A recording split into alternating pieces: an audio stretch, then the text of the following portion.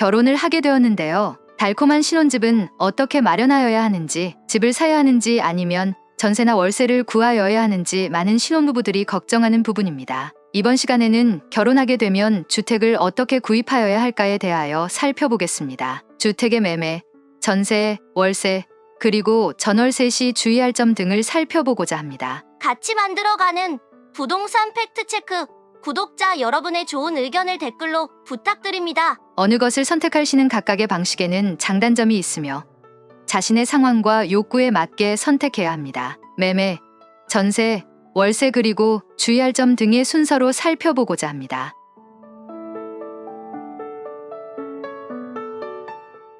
매매부터 살펴보겠습니다. 1. 매매의 장점은 이렇습니다. 주택 소유권을 가지게 되어 장기적으로 자산을 활용할 수 있습니다. 주거 환경을 자유롭게 꾸밀 수 있습니다. 부동산은 장기적 즉 10년을 내다봐야 합니다. 지금의 가격과 10년 후의 가격, 모든 것이 다 올랐습니다. 매매의 단점을 보겠습니다. 초기 비용이 크기 때문에 자기 자본이 부족한 사람은 대출을 받아야 합니다. 시장 변동성의 단기간 즉 1년에서 3년 사이에 따라 가격이 변동할 수 있습니다. 그러나 앞에서 장점에서 말씀드린 것처럼 10년은 보고 사는 것입니다. 결혼을 앞둔 부부는 자신의 상황과 목표에 맞게 전세와 매매를 신중히 선택해야 합니다.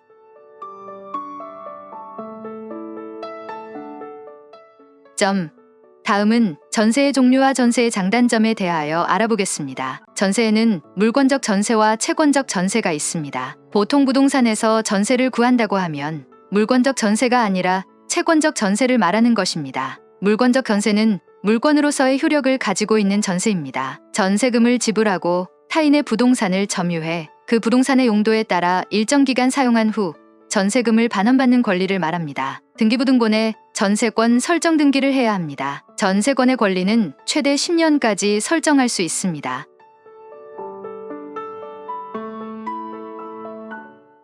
채권적 전세는 채권으로서의 효력을 가지고 있는 전세입니다. 이러한 채권적 전세는 부동산에 가서 집을 전세로 구한다고 할 때 전세권 설정에 대한 얘기가 없으면 즉 전입신고, 확정일자 받을 필요가 있다고 한다면 채권적 전세를 말하는 것입니다. 채권적 전세금을 지불했지만 전세권 등기를 하지 않은 상태를 말합니다. 임대차 계약에 의해 임차인이 부동산을 사용하는 권리이며 주택임대차보호법 혹은 상가임대차보호법의 보호를 받습니다. 채권적 전세권은 기간에 대한 제한이 없습니다. 둘을 비교하면 물권적 전세는 물건에 대한 권리로서 등기를 해야 권리가 생기며 채권적 전세는 채무자에게만 청구할 수 있는 권리입니다. 각자의 상황과 목표에 맞게 선택하시길 바랍니다.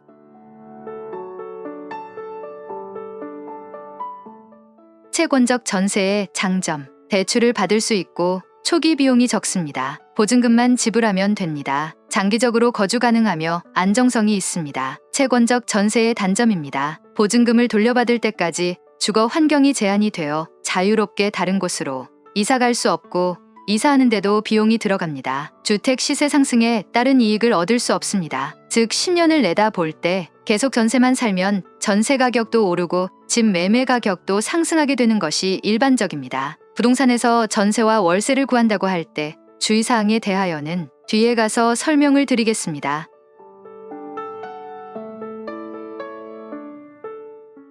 월세에 대하여 알아보겠습니다. 월세는 부동산 임대차 계약 중 하나로 일정한 수준의 보증금을 맡기고 매달 일정 금액을 집주인에게 지불하며 거주하는 형태입니다. 월세를 선택할 때 고려해야 할 몇 가지 점이 있습니다. 보증금과 월세, 월세는 일정 수준의 보증금, 예를 들면 보증금 3천만 원을 맡기고 매달 일정 금액을 집주인에게 지불합니다. 계약 후 잔금일에 계약금을 제외한 보증금을 입금하고 월세가 선불일 때에는 월세도 같이 지불하고 후불로 하기로 약정하였다면 한 달 살고 지불하는 것입니다. 월세의 계약 기간, 월세 계약 기간은 일반적으로 1년 또는 2년으로 계약을 맺을 수 있고 주택임대차보호법에 의하여 대항력 등 안전성을 확보하여야 하며 이는 앞에 설명드린 채권적 전세와도 같습니다. 최근 2020년 7월부터는 주택임차인에게도 계약갱신요구권 행사를 1회에 하나여 사용할 수 있는 장점이 있습니다. 그리고 월세 기간 동안에 월세가 2기에 달하는 금액이 연체하게 되면 세입자는 불리하게 됩니다. 따라서 월세는 밀려서는 안 됩니다. 밀리게 되면 집주인으로부터 계약 해지를 당하거나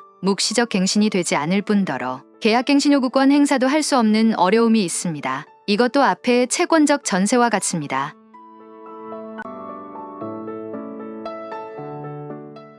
임대차 계약 시 확인하여야 할 사항. 전세나 월세를 구할 때 임대인과 세입자 모두 안전성을 고려해야 합니다. 아래는 안전성 확보를 위해 주의해야 할 사항들입니다. 완납증명서 확인. 임대인은 국세지방세의 완납증명서를 제시해야 합니다. 이는 임대인이 세금을 완납했음을 확인하는 문서입니다. 세입자는 이를 확인하여 안전성을 확보할 수 있습니다. 주택이든 상가든 보증금이 1,000만 원을 초과할 때에는 임대인의 동의 없이도 세무서 등에서 국세 또는 지방세 완납 여부를 확인할 수 있습니다. 확정일자 부여 현황 확인. 세입자는 등기소에서 해당 부동산의 확정일자 부여 현황을 열람할 수 있습니다. 이를 통해 현재 거주하고 있는 임차인들의 순위와 계약기간 총 보증금, 현황 등을 열람함으로써 임대인의 지위와 계약 상태를 확인할 수 있습니다. 전세금, 대출과 보증보험. 주택임대사업법에 의한 임대사업자는 의무적으로 보증보험에 가입하여야 하고, 그렇지 않은 경우에도 보증보험에 가입하여야 거주기간이 끝나고 보증금 반환받는데